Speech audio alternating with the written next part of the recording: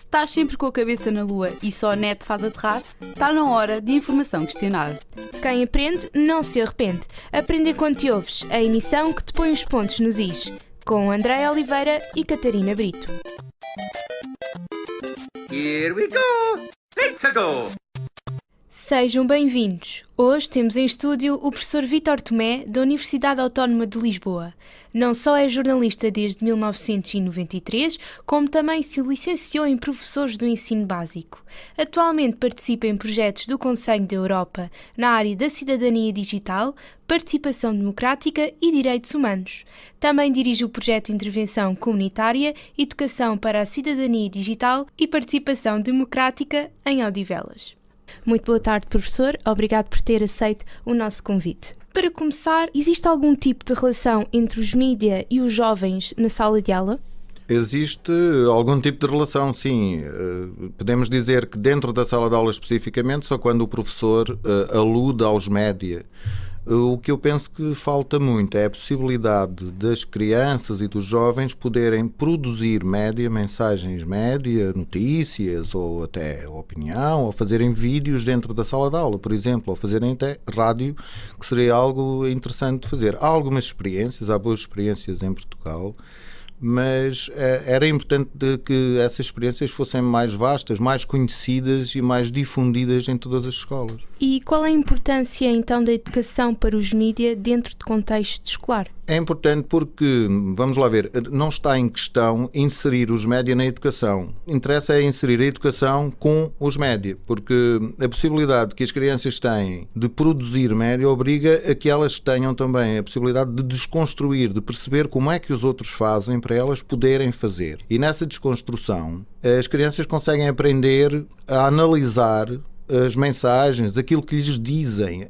Isso significa que têm a capacidade de analisar criticamente. Portanto, são críticas em relação àquilo que lhes dão todos os dias, quer os média, quer os professores, quer outras pessoas. E atualmente nas escolas, quais são os tipos de materiais e recursos que existem para haver esse trabalho conjunto entre os professores e os alunos? Normalmente as escolas queixam-se da falta de recursos, o que é verdade. Portanto, faltam recursos em muitas escolas, mas é possível fazer com o que há. Há professores que conseguem fazer trabalhos de excelência ao nível de tornarem os alunos mais críticos, muitas vezes não tendo muitos recursos. Ainda há bem pouco tempo, no projeto de Odivelas, um grupo de professoras do primeiro ciclo conseguiu fazer um telejornal com crianças usando apenas um telemóvel e o único computador que existe na escola. E pegando nesse tipo de iniciativas, será que nos pode dar exemplo de outro tipo de iniciativas que existam em algumas escolas?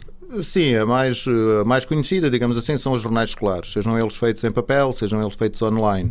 Mas existem muito bons trabalhos com o cinema, não só e não tanto a produzir cinema, mas sobretudo a analisar o que é que os filmes dizem, quais são as mensagens que estão lá, quais são os modelos que estão lá. Normalmente as mulheres estão representadas de uma determinada forma, os homens de outra forma.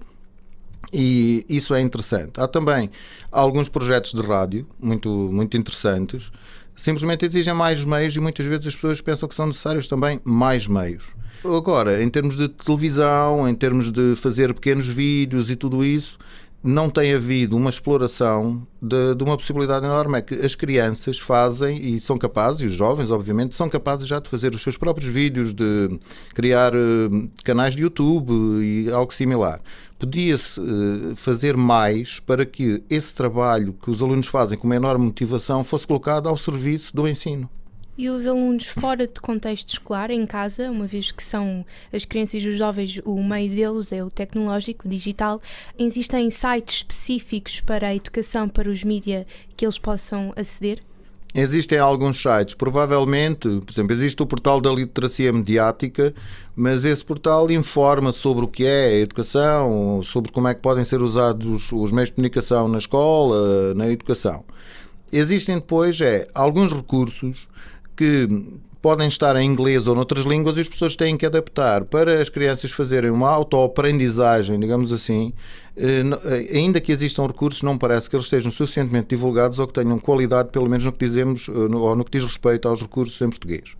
Mas existem recursos, desde logo, que estão abertos a todos, como é o caso do YouTube, como é o caso de fazer podcasts, como é o caso de fazerem jornais online, de fazerem páginas online, tipo blog, por exemplo. Não digo propriamente um blog, porque hoje a lógica inicial do blog mudou, mas são esses recursos gerais que permitem a produção de média, que devem ser usados. Devem ser usados com orientação e com objetivos bastante definidos, portanto, em acordo com as crianças. Nós nunca fazemos nada no projeto de Odivelas que não tenha o acordo das crianças e, de preferência, tentamos envolver sempre os pais e outros elementos da comunidade. E, para finalizar, existe algum conselho que queira deixar aos jovens ouvintes sobre a postura ou a atitude que devem tomar quando se relacionam com os mídia? Desde logo, tentarem olhar de uma forma crítica, não acreditar logo à primeira. Tem que analisar primeiro, tal como quando estamos a ler um conto ou uma fábula, é necessário percebermos o que é que a fábula quer dizer e quais é que foram, de que forma é que os autores usaram o texto e as ideias, como é que as encadearam para que nós consigamos perceber. Porque se eles fizerem isto, eles depois são capazes também de produzir os seus próprios contos, as suas próprias fábulas, os seus próprios vídeos ou podcasts ou outros recursos tecnológicos e conseguirem assim intervir socialmente, ou seja, serem ouvidos pela sociedade. E isso é o mais importante, é isso que os meios de comunicação permitem, é nós conseguirmos comunicar as nossas ideias com sentido à sociedade e aquilo que nós achamos que deve ser a escola, aquilo que deve ser a vida, aquilo que deve ser, no fundo, o nosso mundo. E isso é muito importante, que eles possam ser ouvidos. Era esse o conselho que eu lhes deixava, é que não desistam e que produzam. E aqui ficam os conselhos da nossa última entrevista com o professor Vítor Tomé. Muito obrigada. E já sabes, sexta-feira contamos contigo para mais um passatempo, desta vez de tema livre, onde terás de concretizar um trabalho para a rádio.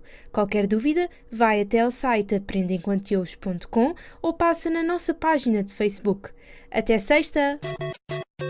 Se estás sempre com a cabeça na lua e só a net faz aterrar, está na hora de informação questionário. Quem aprende não se arrepende. Aprende enquanto te ouves, a emissão que te põe os pontos nos is.